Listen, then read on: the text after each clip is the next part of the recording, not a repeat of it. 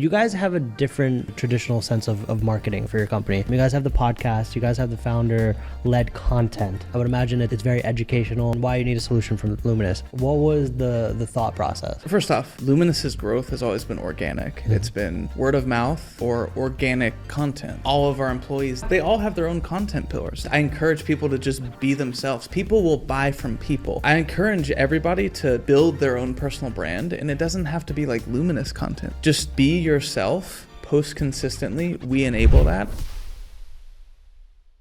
Welcome back to another episode of Chew on This.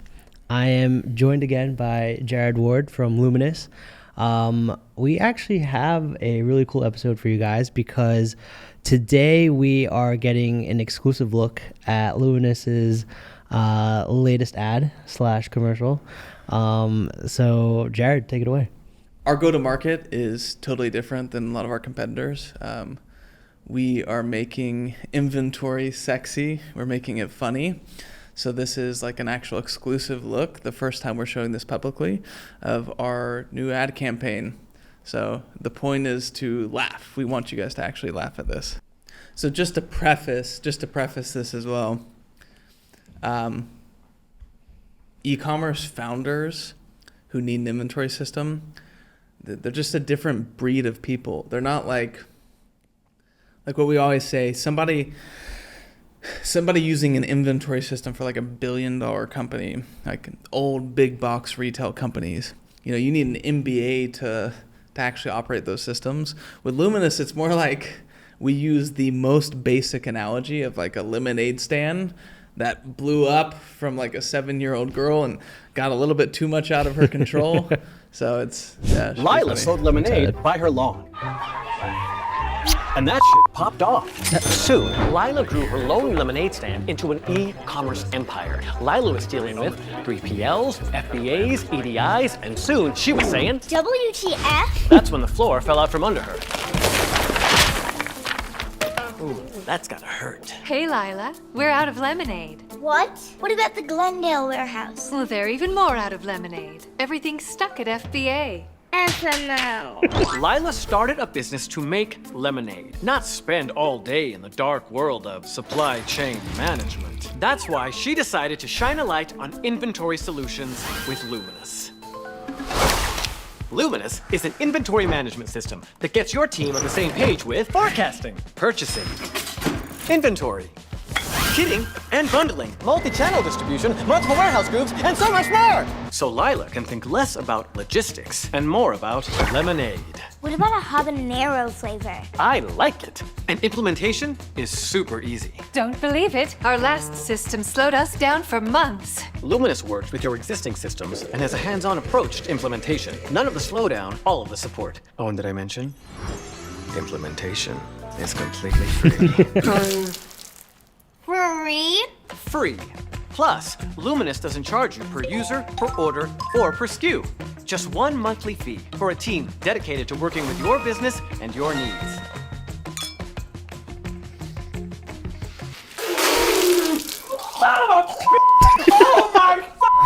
Oh my thing is on fire! God! Very flavorful. What is in this? All these different ingredients we get from different vendors.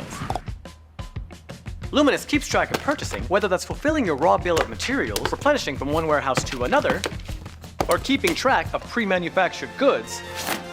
Luminous keeps its eye on the prize. It's not that spicy, a little bitch. And Luminous integrates with just about everything, like your 3PLs, WMS, and FBA.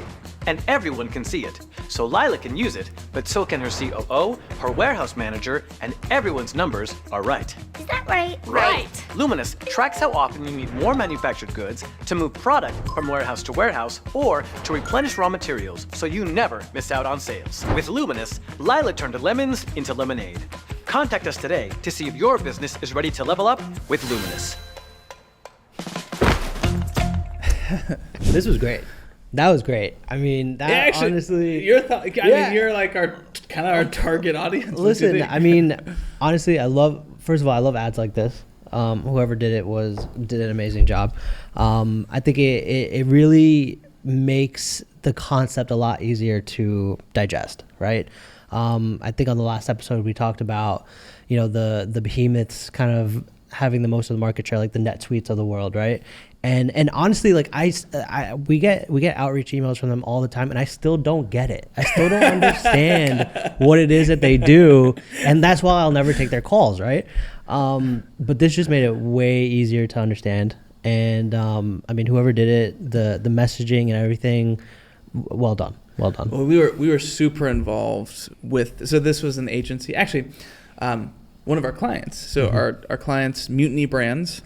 So that's Pillow Cube, Stair Slide, Boulder Play. They're like brand aggregators. They're crushing it. Yeah. They have an agency, a digital agency that does commercials like this. So we met through them. We're their first SaaS company that they did. Yeah. Because they loved our solution so much. And Luminous' go-to-market, I'm big on founder-led content. So, we have a podcast as well. Nice. Hopefully we can get one of you guys on one day. We do content. We're big into like having a face behind a brand. So this was sort of the natural next step. So working with Creatively, it was very hands-on. Like we did a retreat for a full weekend where they understood me and the problem and the personality of the brand that we already have, and we want to like really get that in there. And we worked together on a script, and then they managed all of the shooting. But you saw a lot of those those 3-letter acronym jokes. It's really, that's throwing shade at NetSuite and like the big dogs, because everybody. If you ever get on the phone with a NetSuite rep, it's like a phone call full of 3-letter acronyms like FOB, EDI, the 366s and the 274s and the like. I have no idea. What are you talking about? I have no idea. I'm just trying to sell lemonade. Yeah, we had so many jokes that we took out. Obviously, she said FML and WTF. No, that's great. We had like all these three-word acronyms. It's giving me IBS. Like that was a takeout. But no, it's great. I mean, I want to touch on the marketing side of things, because by trait, that's what I kind of handle. We've always wanted to kind of put out a commercial like this, right? Or do an ad like this, because it's that Dr. Squatch, method, the purple method. Like all these guys, went viral because of these things, right? And it's one of the first times I've seen a SaaS company do this. But you guys have a different traditional approach to, or you have a different approach to like the traditional sense of marketing, right? For your company. You guys have the podcast, you guys have the founder-led content, right? I would imagine it's very educational and kind of educating, your target consumers on the pain points, right? And why you need a solution from Luminous. Going from that to this, what was the thought process? Our thought process was, first off, Luminous's growth has always been organic. It's been word of mouth or organic content, like my following on LinkedIn. All of our employees, they post about, like they all have their own content pillars. Like for example, one of our sales reps, Logan, I encourage people to just be themselves. People will buy from people. So Logan, a sales rep, he doesn't have to post about inventory management. You know what he posts about? He posts about his D1 baseball career, and the lessons that he learned. He posts about his solar sales career and everything he learned. Brendan, our CTO, he posts about horror stories of when he was running 4UP Golf, like when he built an ERP. I encourage everybody to build their own personal brand, and it doesn't have to be like Luminous content. It's just be yourself. Post consistently. We enable that, and we thought that this advertisement was just a natural next extension to that. So instead of what all of our competitors in SaaS do is they either do meta ads or PPC, like Luminous versus NetSuite, or best inventory management software, or you hire an SEO agency. Of course. I never wanted to go that route. I wanted to actually do something different. So that was like, this advertisement was. We were running the same thing that you were kind of alluding to before. I don't even know what NetSuite does. we were kind of getting the same thing with if I was pitching somebody cold on Luminous, it's like, wait, I don't get it. What do you guys actually do? So we were like, how can we make inventory management, supply chain management, this dark, icky thing, something that it's approachable, it's funny, and break it down to its most simple form. And that's where the concept of a lemonade stand came. It's like, everybody starts a lemonade stand. It's like, what if Lila grew a lemonade stand and it got out of hand? She started doing wholesale and she sells through FBA. Like, what would happen? So, yeah. No, that's great. That's great. I think in the ad itself, I think my favorite point was you kind of go through the entire detail of what the platform is, right? And obviously you hit the pain points, but there's one moment where he's like, and implementation is free. And I feel like that's the finishing like jab at everybody else, because everybody else is charging 6 figures, right? You guys are literally doing everything white glove for free. And I think that to me is the most powerful point of Luminous, right? So I think you know, when it comes down to in implementing something like this, why is implementation the biggest, you know, concern for everybody, whether it be on the brand end or even on your guys' end? Like, why is that so important? I wish I could tell you that implementation of any system isn't a jigsaw puzzle, but if anybody's selling you that, I think that's a pipe dream. Like, implementation at scale, it is tough. And no matter how you build a product, you can't take away the troubles of implementation, because a lot of it is personnel based. It's the logistics of your company, the attributes of your company. It's training. There's so many things that go into implementation. So I can't tell you like everything is simple with Luminous. No, implementation's hard, and that's the point. The variables that we can control at Luminous are, number one, the cost. That we charge you, and then also the support that we give. So yeah, the biggest difference with Luminous that you're going to notice is how hands-on in the implementation process we are. It'll feel like you paid somebody $500,000 from NetSuite to like break down implementation, all the milestones, give detailed training every step of the way. We help people build SOPs. I want to hit on something real fast, though. Something you were saying before. Implementation being free is such a big deal. And so many brand owners actually don't realize that. So there's 2 buckets of prospects that we get. Either somebody, they've been through the tech ringer, and they're paying NetSuite like $20,000 a month for a system not servicing them. Okay, they understand the value of implementation because they've been through it. Right. When we say, oh no, actually implementation is free, they're like, are you kidding me? No way. Oh my God, sign me up. When we're getting somebody who's on Google Sheets and ShipStation, and you know they haven't tried out Sin7 yet. They haven't tried out anything. Really. They haven't tried out anything. Yeah. That's when they're just like, we tell them, oh, implementation's free. They're like, why wouldn't it be? Why wouldn't it be? Yeah.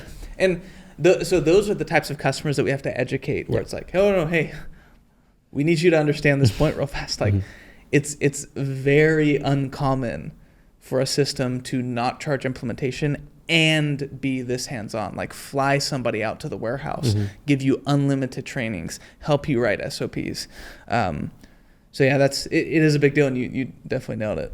Well, before you said that you get companies to 100%, right? It's you guys are creating systems that kind of suit every business's need, whereas maybe some of these other platforms maybe get you to 50, 70%, right? Why is that such a big deal? Why is being at 50 to 70% a big deal compared to, you know, obviously being 100% is amazing, but like why is that truly a big deal? I'll give an example. So one of our prospects right now that we're about to sign on, cross my fingers, Thread Wallets. So Thread Wallets is they're a Utah company, amazing brand. Actually, you guys should meet up with them. Yeah, absolutely. Oh, they're so cool. So Thread, they're on NetSuite right now. Here's an example of an implementation getting to about 60, 70%. So a big part of one of NetSuite's holes is wholesale. So Thread Wallets, they're probably like 60% D2C, growing wholesale side of the business. It's specialty wholesale EDI. Okay, what does it look like when something gets to like 60%? Well, it's like, okay, NetSuite they're raising the contract every single year. We're paying for this behemoth. Technically, NetSuite can do everything, but it's not servicing their wholesale side. And they go to ask NetSuite, hey, our specialty wholesale flow, we need to change up NetSuite a little bit. Like, sure, we can do it for $200,000. So what happens with a company like Threadwall? It's like, that's an example of you run into this flow, specialty wholesale or EDI or you name it, forecasting, right, and it's not all the way there out of the box. Right. They'll be like, we can do it for this much money. So what companies end up doing is, like Thread, they implement another tool, New Order. So New Order is a specialty wholesale tool, and they have to bolt it onto the side of NetSuite now. And it doesn't charge implementation, but it's $3,000 a month. Jesus. And so where it gets you is, again, technically these big ERPs can do anything for a cost. But e-commerce companies aren't willing to pay that cost. Yeah. Like $200,000, that's a lot of money. So you end up with this Frankenstein tech stack on top of your ERP. And it truly is, like, you end up in a worse place than you started. So if you're missing like 40% of that data, right? Is that what is the, I guess, the repercussions of something like that?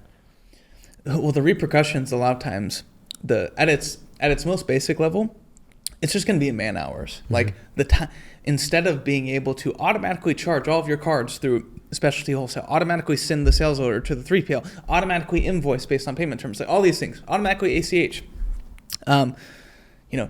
handle shipping windows, and then, like, all of those things. Sure, you can supplement with man hours, but that's one of the biggest costs. Like, you will start having multiple people, and you just call like this rev ops team, like revenue ops team, and they're literally just doing data entry. Like, they're cleaning up this sales order, and they're invoicing this thing, and they're manually running the credit card. And, like, you forget, NetSuite was actually supposed to do all this.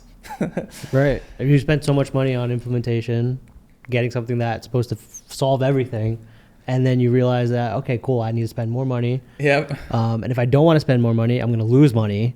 And it's just not a good cycle to be in. Yeah, well, that's at its most basic form. That's where a lot of your cost savings come from, is an actual streamlined platform. But I would say even more important, there's over $160 billion of sunk costs in inventory due to either over purchasing or under purchasing. Wow. So it is a massive value, and this is.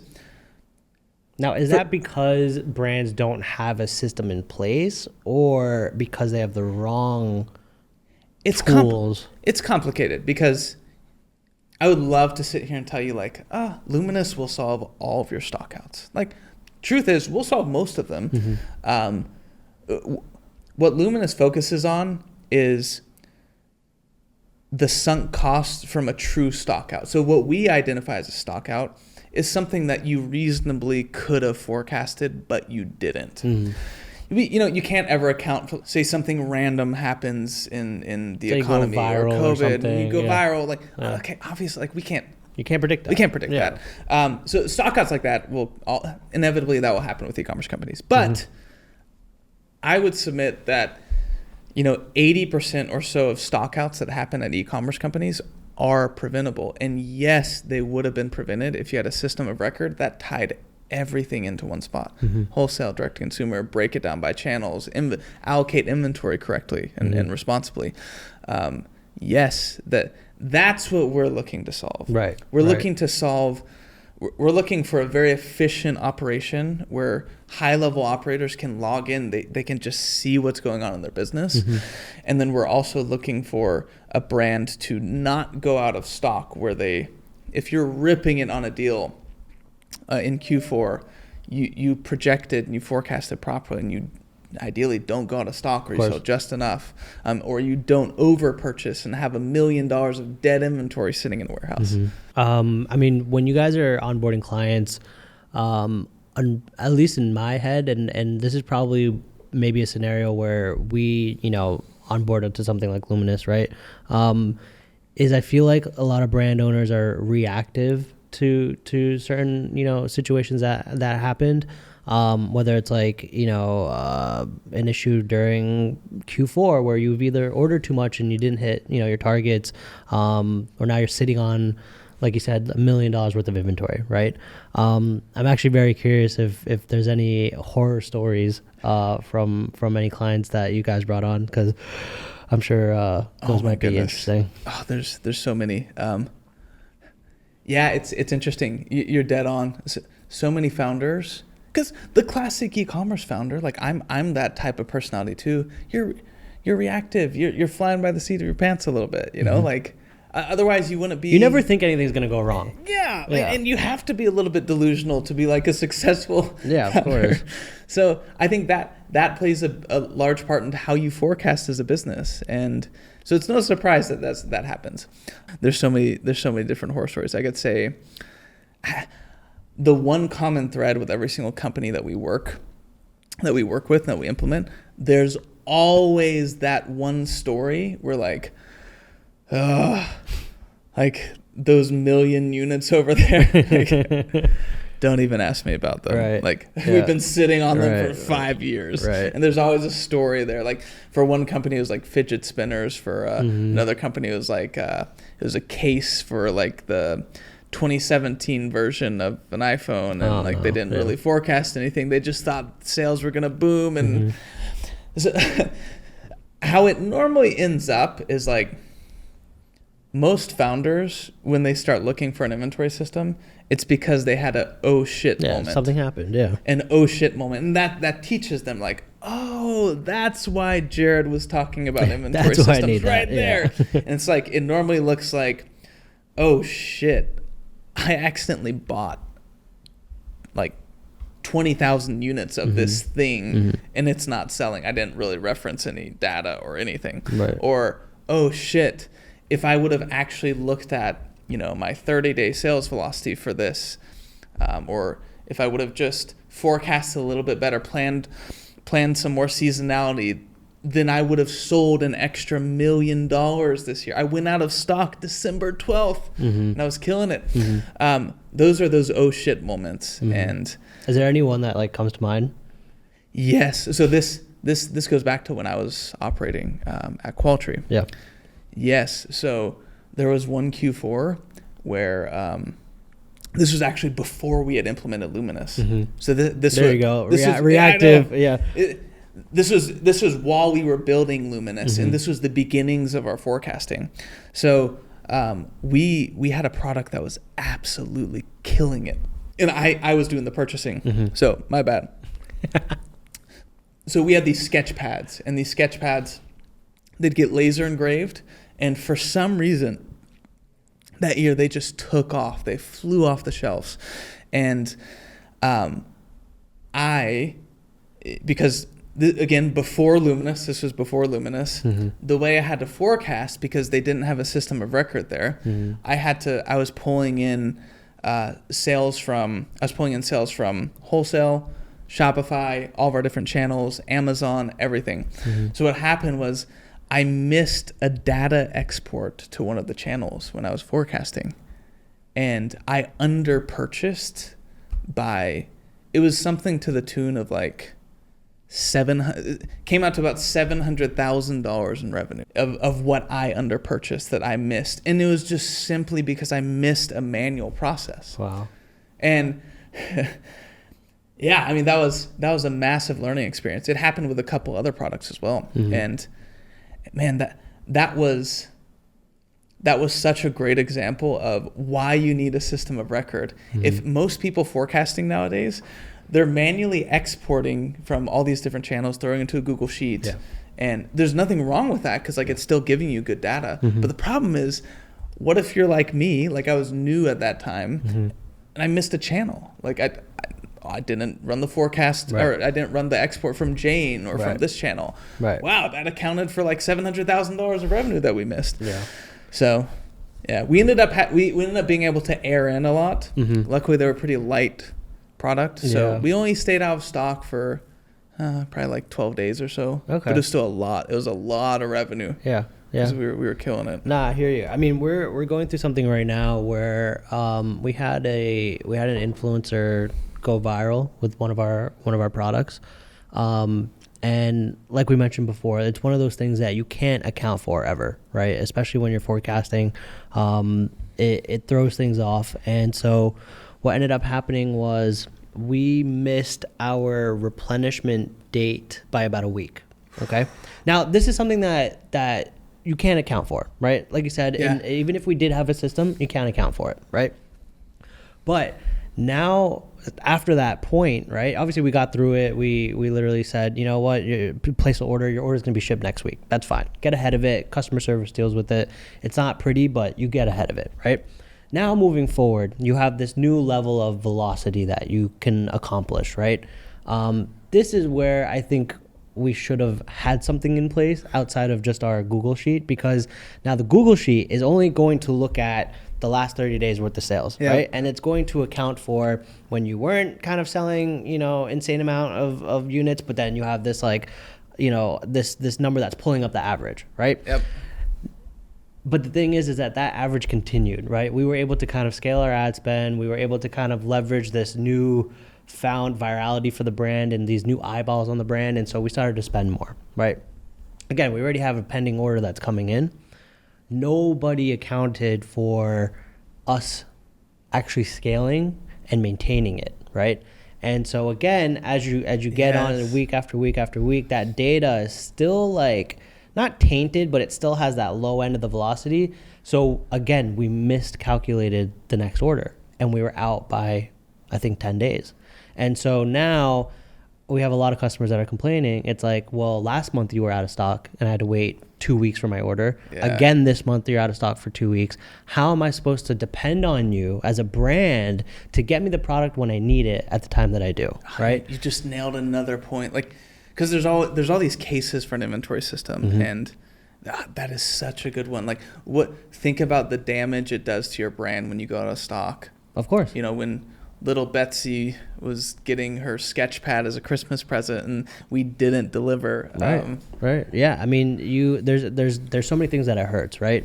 Obviously marketing is going to kind of fuel the fire and just keep spending, right? My take on it is, you know what? Listen, I'm going to be upfront about it and say, listen, if you order today, this is not getting shipped for another 10 days, right? I'll send an email after, hey, by the way, you placed the order. I'm not shipping your order for another 12 days, okay? One more text message. In my head, I think I'm in the clear, right? There are people that don't read, and there are people that don't open their emails. They just think, oh, you know what? I ordered this, and I'm going to get it in 3 to 5 days, right? Customer service honestly takes the full brunt of this because everybody's emailing them in and saying, where's my order? Where is it? Where is it? I ordered 10 days ago. I haven't got a shipping tracking number. I want to cancel. I want a refund. Is this a scam? Is this fake? I'm going to the BBB. I'm going to my, I'm disputing on my credit card. And it's like, guys, we've showcased it. We've done our part to say that, listen, this is going to get shipped out later. But now it's out of my hands, and now customer service is dealing with thousands of emails. And like, I feel terrible, right? And I feel terrible for them because now what was, the norm of maybe answering 100 emails a day is now they're getting 500, 600 emails, right? Yep. And so that's one part. Now the second part is really the customer experience. If now I've spent money to acquire a customer, right? Whether it's Meta, Google, let's just say I spent $35 to acquire a customer, okay? And that customer never comes back because they had a bad experience. That is more detrimental to the business than anything else. Absolutely, and especially for brands that do in-house fulfillment. So Luminous is also a solution for people that do in-house fulfillment. We have our own picking, packing, WMS. Anyways, if you control your inventory, it's how many times. You have no idea how many times there's been a company that does in-house fulfillment that you oversell. That's not updated on Shopify. You're continuing to do ad spend and acquire customers, and you're just overselling. Yeah. So not only did you piss off 1,000 or 100 oversold customers, but also the ad spend that you sent on all of that. Yeah. So it's such a big deal to have all of those coordinated together, especially if you do in-house fulfillment. Yeah. It's got to push to Shopify and your channels when it's out of stock. No, it is. I mean, it depends on even how long you're doing this for, right? Say you're out of stock for 10 to 14 days. That's a 2-week, and it depends on ad spend and budget and size of business. But like, if I'm spending $30,000 a day on Facebook ads, right, over a 2-week time frame, that's a lot of fucking customers who are now most likely not going to come back, or they'll go shop somewhere else, right? It's like either they go to Amazon for 2-day shipping or Walmart or whatever it is, right? But that hurts our LTV substantially. And not only does that impact, the future financial model for the business, it impacts way more than anything else you can even imagine. So if you are prepared for that, I think that's the lasting effects that brand owners don't think about. Right? It's like, oh yeah, in this moment I'm out of stock. It's fine. I'll stop selling, or I'll continue selling and just let everybody know it's coming later. Right? But you don't understand the ripple effects of that. Yes, absolutely. You hit on something area that I want to dive in a little bit deeper.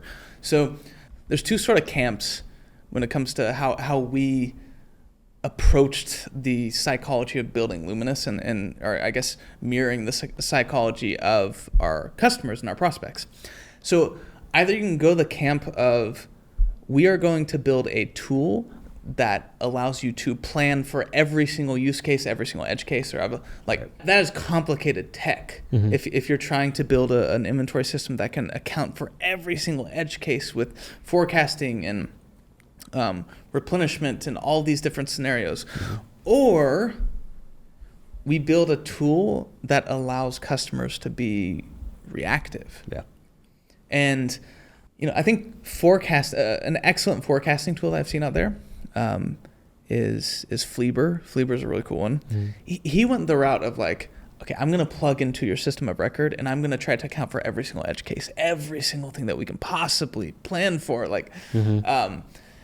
With Luminous, we're much more the mindset of most of the operators that we implement, they're not the type of people who are going to be planning for every single edge case. We would rather just make a system that mirrors the reactivity of the brand owners. Mm-hmm. Like, you can act fast. Mm-hmm. You can change your assumptions on the fly really quickly to change your purchasing patterns or change this replenishment. We definitely side more on built for reactive mm-hmm. operators mm-hmm. instead of like, we're gonna plan every single edge case and have that in the settings. Yeah, makes sense. Well, let's say, okay, so I think the problem here is that there's not enough jabs to the pain points, right? It's we've talked about a few of them of this can affect LTV of customers, this can affect customer service, the entire experience, right? Just by not forecasting accurately, right? Instead of being reactive, right? I think viewers and listeners, I want to go through maybe some of the tail signs of what brand owners should be looking at within their business that would allude to the fact they may need this. Yeah, so if you go to Luminous's website, joinluminous.com, this is where I have archetype series. So these archetypes right here, mm-hmm. I have videos specifically about this. Mm-hmm. Like, what are the things that drive you to start looking for an inventory system? Mm-hmm. So the way I map it out is we have an x-axis and a y-axis. Mm-hmm. The y-axis are the things in the history, so the milestones mm-hmm. of the merchant that make them more complex. Mm-hmm. So ideally, a business will get slowly mm-hmm. more complex over time. Like, right. They'll make decisions that just add to their complexity. Right. And so what underneath that complexity, you need software and processes to handle it. So all of these different archetypes have different, a lot of these decisions are pretty predictable on what will lead them to implement a system of record or an ERP or an inventory system. Mm-hmm. So for example, if I'm looking at a classic direct-to-consumer brand that was launched 2015, mm-hmm. it's their decisions that lead to complexity look something like this. Like, okay, you have your first, like, this is the y-axis. We'll go over each one of these decisions that make you more complex. Mm-hmm. So your first Shopify sale, pretty mm-hmm. straightforward. You know, you're probably you're probably using a 3PL at this point. If not, you're just fulfilling out of your garage. Right. You're printing out shipping labels on Shopify. There's no complexity there. It's so easy these early days. You're probably just buying finished goods. Right. Next, you're okay, I'm going to start selling on Amazon. Okay. All right. You can still handle this. You're early on. There's not crazy volume. Next, you might decide to outsource to a 3PL, which might take a lot off of your shoulders. Then once things really start expanding, once you get past this garage stage, which I call it, Right. like that 0 to 500K stage where you're just trying to find product market fit, okay, then you start going to your growth stage. So growth stage, this is where you're like, this is where Obvi was like, okay, we started selling this collagen protein powder. Oh man, that's taken off. How about these 10 other SKUs? Yeah. How about bundling this? How about bundling that? Oh, Right. my buddy over here at this mom and pop shop, they want to buy 100 units. Can we give them a discount? It's like all of those things that naturally occur. Right. Well, guess what? You're in your growth stage. You went from 500K to 3 million and you just 10x your complexity and you didn't even know it. Right. Like now having to replenish FBA, replenish your 3PL, you just added 10 more SKUs. You're doing bundling and kitting. You might try to also optimize your cost by purchasing raw ingredients and sending them to the co-packer. Right. All of those things just added so much complexity. Yeah. And it's no wonder why founders, during that growth stage when they're going from 500K to like 5 million, they're just like, what happened to my simple business that I could just run on Google Sheets and Shopify? Right. So, Yeah. No, I think it was even when we were when we started selling bundles, right? That was the moment where our 3PL couldn't account for obviously you sell a bundle on the website and it's like, okay, it's a mix of 3 different products, right? Now being able to account for the inventory for each individual SKU, like our 3PL couldn't figure it out, right? And I created something on Google Sheets that did that, but the complexity of something like that is insane. 2, when you start to scale, Google Sheets can only handle so much data, right? To the point where I had to almost remove data sets every day just so that the Google Sheet could load. Exactly. And so, I mean, it makes sense. I mean, I love the fact that you guys have this on the website, and we'll obviously show it on the screen. But if you're at this level, chances are you have to start thinking about implementing a tool for this. Yeah, and this type of brand, those decisions are so predictable. Everybody goes to FBA nowadays. Everybody eventually starts selling wholesale, which is great until you add your second and third wholesale account, until you start selling to Walmart and then another big box retailer. Yeah.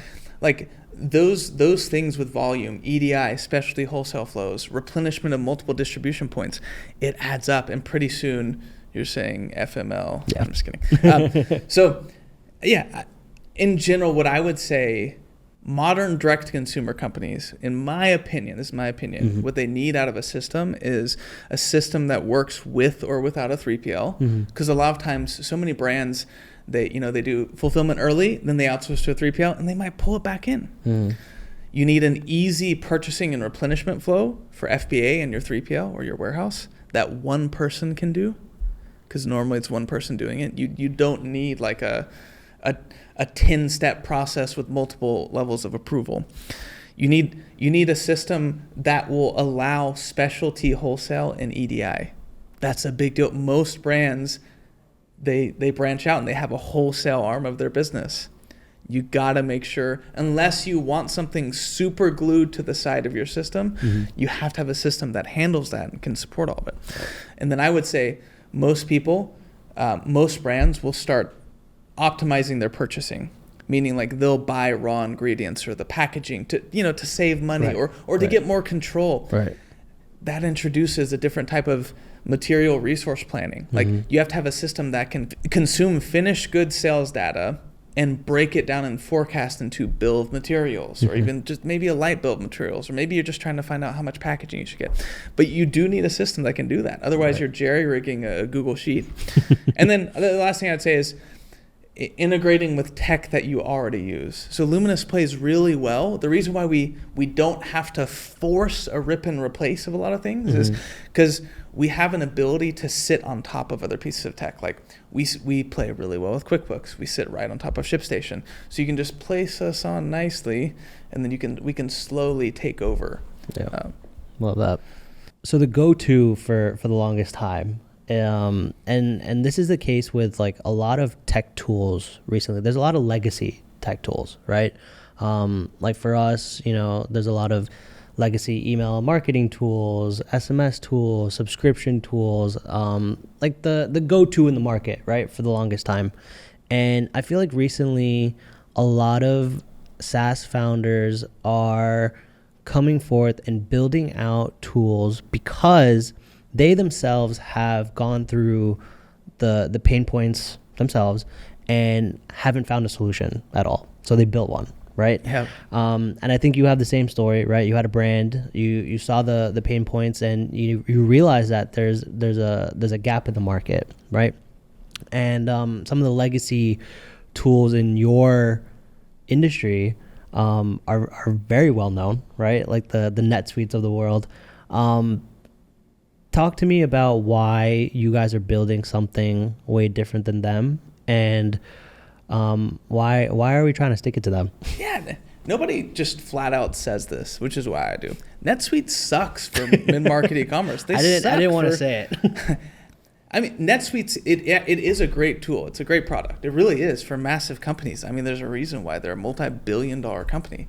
Amazing tool, but they suck for mid-market e-commerce. Mm-hmm. It's not a good tool. So NetSuite became the de facto, like the go-to tool, simply because of they just existed. It's like, well, there's nobody like down market that can do all this shit, so NetSuite. And they had a lot of success going down market because, again, there was no true competition. So I guess my message on NetSuite is there's so many horror stories where an e-commerce company between $5 million and $50 million implemented NetSuite. They might be on year 2 or year 3 of their contract. NetSuite's raising prices. You know who you are if you're watching. Did the reps just reach out to you and say there's a 20% increase on price? Have you run into using 50% of the system and then they quote you $500,000 to customize the flow? That experience keeps happening. Yeah. It keeps happening, and it's really stunting the growth of mid-market e-commerce companies. You need a system and a company that actually is built for e-commerce, and that's where we insert Luminous. Luminous is that system. We are taking over mid-market. We're acquiring a lot of awesome logos, and they're having excellent experiences on Luminous for a fraction of the cost of NetSuite. Oh, I love it. I mean, you're literally taking inventory management, forecasting, operations, everything, all the unfortunately unsexy things of running an e-commerce business, and for lack of better terms, making it sexy again. That's right. So at the end of every episode, we like to, again, take one thing and give it to the listeners and the viewers. But what's one thing you want to have business owners and founders take back and implement into their business after listening and watching this episode? Strike a balance between micro optimization and just flying by the seat of your pants. Like, there is a spot in the middle. So a lot of founders who go to NetSuite are really, or big ERPs, they're too focused on the micro optimization. Like, oh, this is how Caterpillar does it, so like we need to do this, and that's not what got you there. But then also flying by the seat of your pants, that's what's not allowing you to scale past your current ceiling. So land somewhere in the middle. Don't try to micro-optimize every single flow, but also don't fly by the seat of your pants. There is a good middle ground where you can get the best of both worlds. And that's, I think, generally where I see so many really successful e-commerce founders. They understand that. They won't micro-optimize their business into oblivion, and like every single employee hates them. But then also, they don't just wing everything. Right. There's a good in between. Love that. Chew on that. If you want more from us, Follow us on Twitter, follow us on Instagram, follow us on TikTok, and check out the website chewonthis.io.